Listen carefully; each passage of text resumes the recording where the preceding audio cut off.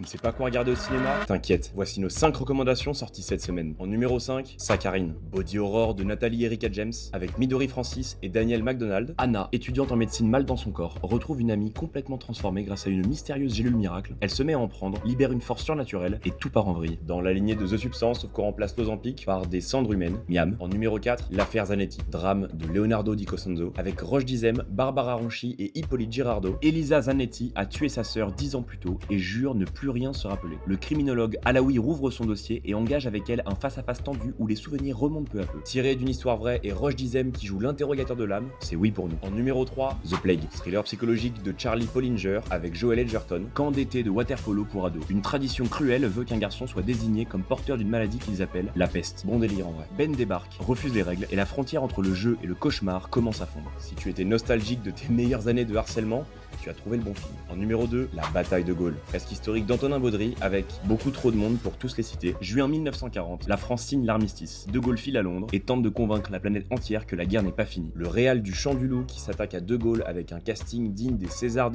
c'est l'événement français de l'été. Et en numéro 1, Scary Movie, comédie parodique d'horreur de Michael Tidz avec Anna Faris, Regina Hall ainsi que Marlon et Shawn Wayans. 26 ans après avoir échappé à Ghostface, Cindy, Brenda, Shorty et Ray reprennent du service. Au menu, des parodies. Cette fois, The Substance, Megan, Longlegs, Get Out, Terrifier, Smile, Sinners, Hérétique. Aucune franchise d'horreur récente n'est épargnée. 13 ans qu'on attendait Scary Movie 6, avec en plus le retour des frères Wayans à l'écriture qu'on n'avait pas vu depuis le 2. Alors si t'es fan d'horreur, de comédie ou que tu as déjà la trentaine passée, ton dimanche après-midi est déjà réservé. Pour rappel, Recut, c'est la plateforme qui permet aux créateurs de se lancer ou de se professionnaliser, avec un accès à des extraits de musique ou de ciné sous licence, ainsi que la possibilité de participer à des challenges créatifs rémunérés. Et si tu veux en savoir plus, le lien est en bio.